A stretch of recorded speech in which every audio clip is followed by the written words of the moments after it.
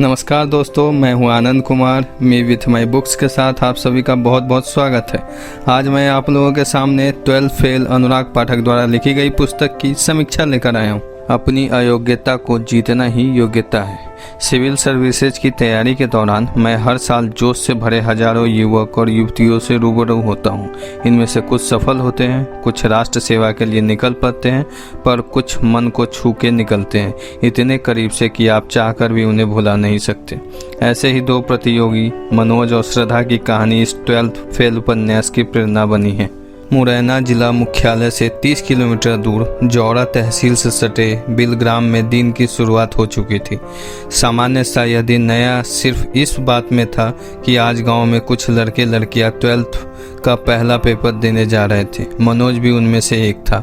बिलग्राम पुलिया के पास बने मंदिर में हनुमान जी की मूर्ति के सामने जाकर मनोज कुछ बुदबुदाया, हे हनुमान जी, गणित में बेड़ा पार लगा देना, तुम्हारा ही सहारा है। कुछ महीनों बाद जब मनोज को पता चला कि 12 का रिजल्ट आ गया है और वह हिंदी छोड़कर सभी विषयों में फेल हो गया है, तो वह दुखी होकर पुलिया के किनारे हनुमान जी के मंदिर में बैठा काफ़ी देर तक आंसू बहाता रहा। हिंदी के पेपर में उसे 100 में से 62 नंबर मिल गए थे। हिंदी सरल होने के अलावा उसकी रुचि का विषय भी था। उसे उपन्यास, कविता और कहानियाँ पढ़ने का शौक था, लेकिन हिंदी अकेले उसका बेड़ा पार नहीं लगा सकती थी। अंग्रेजी ने भी धोखा दिया था। माई बेस्ट फ्रेंड पर एस्से लिखते समय केवल पहली लाइन उसने ठीक लिखी थी, my best friend is Rakesh. इसके बाद उसे गलत स्पेलिंग और टेंस का सहारा लेना पड़ा। वो 2-3 लाइन के आगे नहीं लिख पाया। संघर्ष करती जिंदगी या मुसीबतों का बढ़ता दायरा सहज और सरल भाषा में लिखी गई है, रोमांच के बजाय साहस को जन्म देती है। मनोज का संघर्ष प्रभावित करता है। जिंदगी के सबसे निचले पायदान से ऊपर तक लड़खड़ाते कदमों का सफर है यह 12 फेल बुक। सफलता को कृत्रिम बनाने के बजाय सादगी दी गई है। प्रेम का सरल रूप दिखता है। शहर की चकाचौंध से दूर अंधेरे में डूबकी सफलता को खींच सामने लाता मनोज।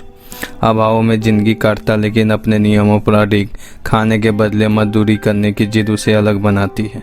सबसे ज़्यादा इंटरेस्टिंग है मनोज का इंटरव्यू। जब वह पूरा इंटरव्यू देकर बाहर जाने के लिए मुड़ा ही था कि बीच में रोककर बुजुर्ग मेंबर द्वारा पूछा गया यह सवाल, यह तुम्हारा कौन सा अटेम्प्ट है?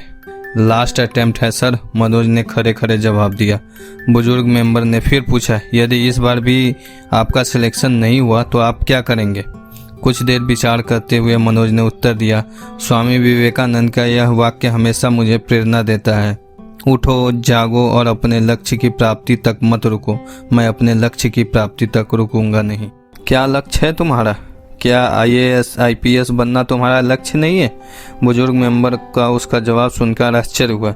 इसी आश्चर्य से उन्होंने मनोज से पूछा, IAS IPS, शिक्षक, लाइब्रेरियन, ये सब जिंदगी के लक्ष्य नहीं हो सकते, होने भी नहीं चाहिए।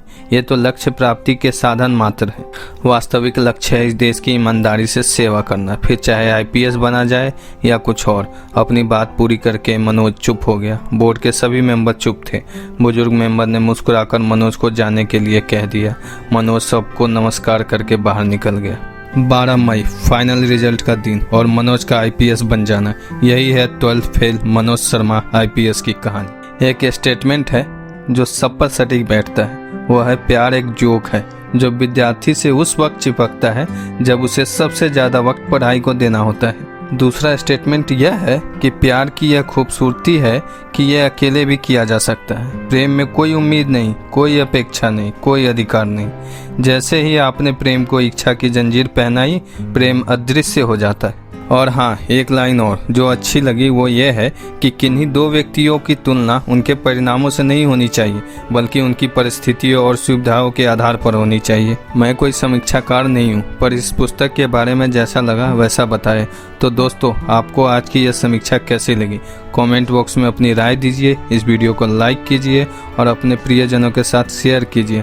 अगर आप यूट्यूब पर देख रहे हैं तो चैनल को सब्सक्राइब कीजिए। अगर फेसबुक पर देख रहे हैं तो पेज को लाइक कीजिए। तो मिलते हैं अपने नेक्स्ट वीडियो में। तब तक के लिए अपने प्रियजनों एवं अपना ख्याल रखें। धन्यवाद।